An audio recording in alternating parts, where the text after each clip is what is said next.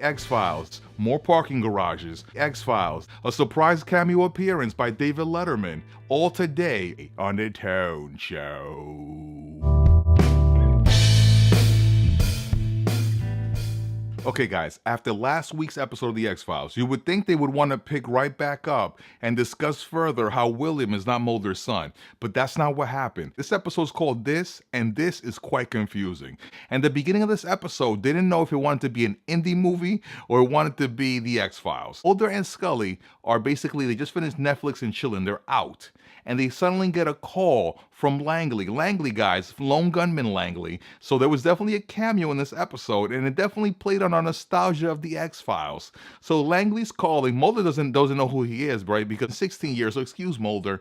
So Langley's calling, and all of a sudden, the hit team shows up. Now, these three guys who show up to kill Mulder and Scully, we don't know what the hell's happening, right? We got one guy who has headphones on. He thinks he's filming a Beats commercial. Another guy who decided to just wear a mask because he didn't want to be identified when he was killed. And then we had the hairpiece. The hairpiece is the guy who survives the whole episode. He has horrible aim, guys. He has horrible aim. The X-File should be how he manages to miss so much if he's such a badass. And how come he has such bad hair? I don't know if Mulder and Scully had just finished watching Mr. and Mrs. Smith, because they went from being super tactical. Did you see how Scully slid onto that table? That was slash Black Widow slash Jason Bourne right there. That's pretty badass, guys. And Mulder went upstairs to get his piece. And they dispatched of these three guys pretty quickly. And when I mean say three, I mean two, because the guy with the hair, he cannot be dispatched, y'all. He is unkillable. Now let me ask something. The main baddie who has a really bad accent, this guy is like a typical X-Files character, right? You don't know if you like him, you hate him, he's annoying. He says, you killed two of my best guys. If these guys were two of your best guys, then why were you guys laying in wait to come back them up? If they were that badass, you wouldn't have to back them up, right? You were like less than 14 minutes away. So obviously you expected them to fail. Now you show up, and X-Files, Mulder and Scully return, right? Because they get captured. So they went from being Mr. and Mrs. Smith to being captured, and then they go back to being Mr. and Mrs. Smith when they escaped handcuffed, because they like a challenge, guys. And then we have a cameo from David Letterman himself. No, I'm talking about Skinner, guys. I'm talking about Skinner. He did his best David Letterman impression. And Skinner told them to surrender. If they had surrendered, Skinner, they'd be dead. So Skinner, I don't know what you're doing. I don't know if you're playing both sides, but Skinner's definitely up to his old tricks, and we do not trust him. We do not trust him.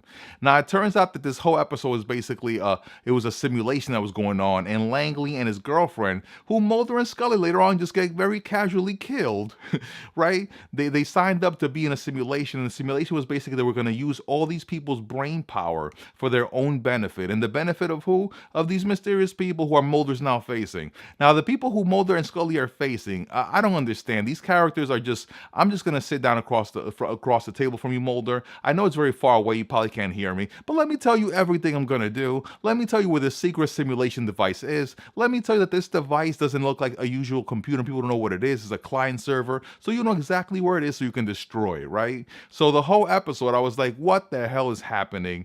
It was like it tried to be more complicated than it could be at this point. Basically, we got a Black Mirror episode before Black Mirror. If you guys are familiar with Black Mirror, San Juniper, whatever. That episode basically accomplished what they wanted to do in this episode, but much better. We got more parking garages. We got that. We got a lot more parking garages. We definitely got some cars because, you know, Chris Carter loves his cars. But this episode was, I would say it was like an undeveloped thought. Like the idea of it was pretty interesting, and they threw some nostalgia with Langley in there so we would be interested. But at the end, I feel like we kind of got cheated, and we didn't get the X-Files episode that it could have been. It could have been much better realized and more developed and fleshed out, this idea. All in all, though, I did enjoy the fact that Mulder and Scully were together for the whole episode and that they had those little interactions. So this episode was a little bit of a letdown for me.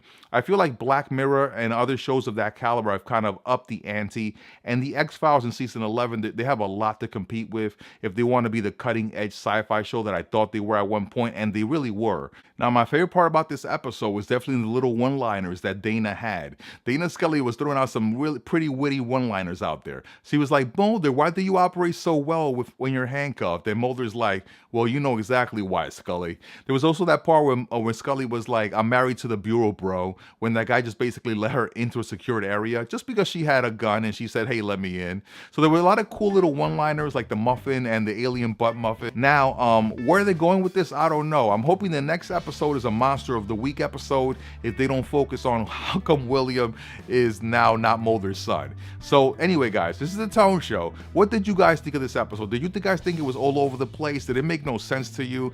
And as always, hit me with a like if you like what I do on this channel. This is the Tone Show. Tone Show. Remember to like and subscribe for more Tone Show.